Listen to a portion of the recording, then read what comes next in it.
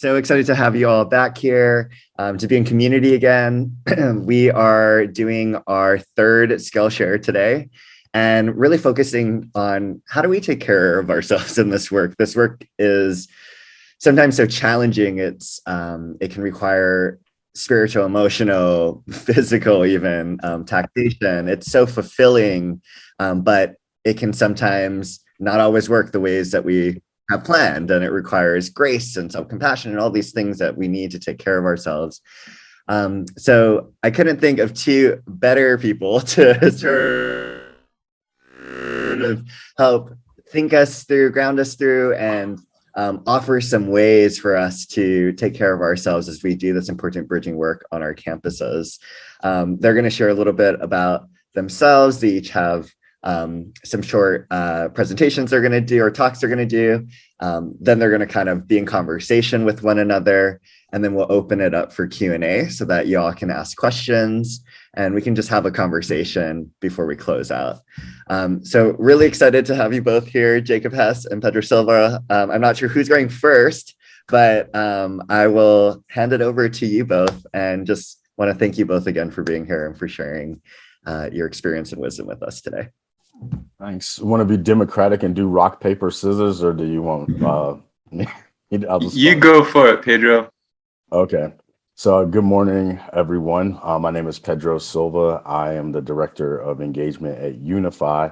And before I was the Director of Engagement at Unify, I was a pastor for about 10 years until January. So the spiritual element is really big for me in terms of how why I do this and how I do this. And so everything that I'm going to share this morning is going to be in the context of that, even though it may not be seen on the surface. And I'm a respecter of all traditions, all ways. And so I'm going to start off with a quote. Well, it's not a quote because it's something that I've observed and I just said it myself. But a bird flapping with one wing is grounded and spins in a circle going nowhere fast. So a bird flapping with one wing is grounded and spins in a circle going nowhere fast. What I mean by that is the reality that we live in is that there are dichotomies, there's yin yang, there's all these different things that we witness as humans, and they create tension within us. But our real work is to find a harmony between those tensions and to be able to live and respect those tensions in a way that actually creates opportunity for expansion, for growth, for problem solving, etc. However, we've come to some split mind where we think that we can have the other without one side, without the other side. And so my presentation, brief as it may be, is called A World Without And. So it's a world without the word and. And the idea encapsulated in that statement is that we need to have the capacity to create and spaces within our inner being so that we can, one, live in harmony with what is, because we can deny the reality of other people, but they're present and we're there denying the reality of people who are present. So it's a denial of reality to not try to figure out a world that makes room for all.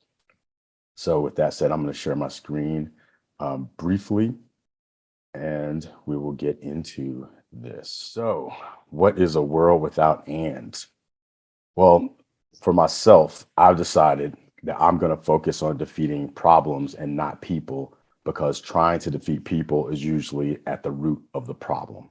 And so there are many things that exist in our world that we call problems and other people call problems, and we fight over how to solve those problems, but we don't fight necessarily on whether the problem exists. And so what would it be like if we were able to create and-based communities that were able to defeat problems and not people? That's the question that we live with. Here's the trajectory that I think that we're going if we try to figure out a world without, if we keep living in a world without and. This is a picture I drew. They say a picture's worth 1,000 words. So I drew a picture of a world without and.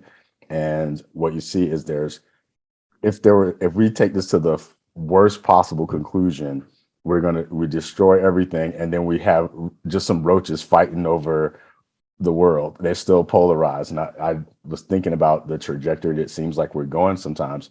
And it seems like at the end of things, if we keep going this direction, there would be just cockroaches and toxic polarization left.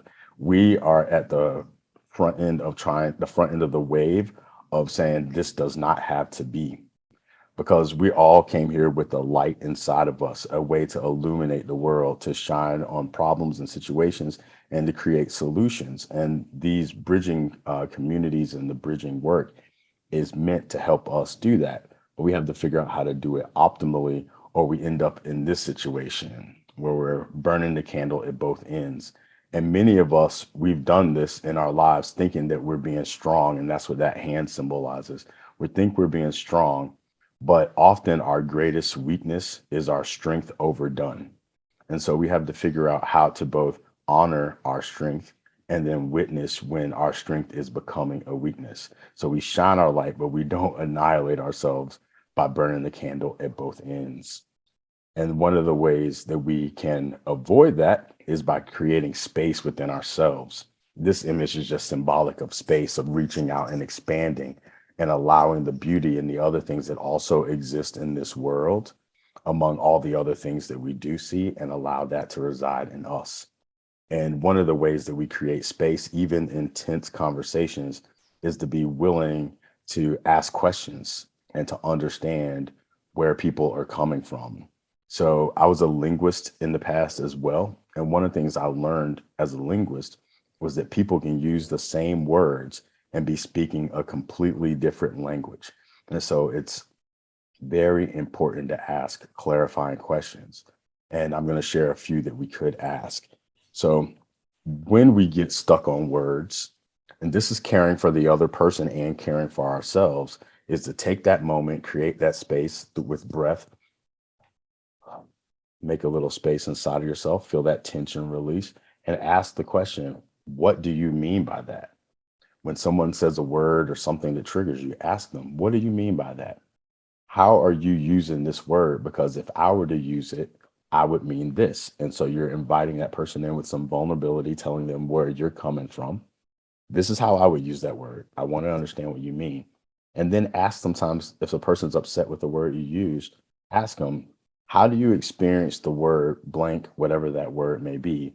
Because when I used it, my intent was not to offend you. Because sometimes people say words and their intent isn't to offend. And I know there's challenges about the word intent, and we won't get into that now, but in intent versus impact. But these are for people, we're practicing bridging, we're practicing making space for folks. So as practitioners, it's incumbent upon us to some degree to be caring for ourselves and others by doing these things. And then the last question I'll offer up is asking the person, can we meet in the middle? When I say blank, are you willing to translate it in a different way? In the meantime, I'll try to break the habit of saying blank, since I know it offends you, because the way we use language is actually a habit. I, for a long time, have been trying to not say, hey guys, when I'm sometimes in a room and everyone's a female or identifies as female, and I'll say, hey guys, and people don't get offended by it, generally speaking, but I am trying to break the habit of saying, hey guys, but I keep doing it anyway. So as I wind down, I'll say that when we get stuck in our situations with other folks in communication, conversation, if everything else fails, there's three magic words that never fail. And I'll ask anybody if they know what those three magic words are, just for like 10 seconds before I say what they are. Any thoughts on the three magic words? I don't know if the chat's working or anything, but if you can pop it in the chat if you have. Yeah, I'm sorry is a good one. Help me understand, also good. I'm sorry. Yep. Well, the most vulnerable words that I know besides I'm sorry, are the words I don't know, which should be, there it is. I don't know. That is pure vulnerability, and it's something that we don't value enough in our culture overall. We all feel like we have to have an answer or we have to say something, and sometimes we just don't know. And that is putting yourself in a space of vulnerability and invitation to learn. And that's the business that we're in, is learning as well as guiding. So that's my presentation. It might have been over 5 minutes, I'm not sure, but thank you for taking the time to be with me this morning, for caring for all of us and for caring for yourself. Opportunities to put this in practice can be found at America Talks and the National Week of Conversation.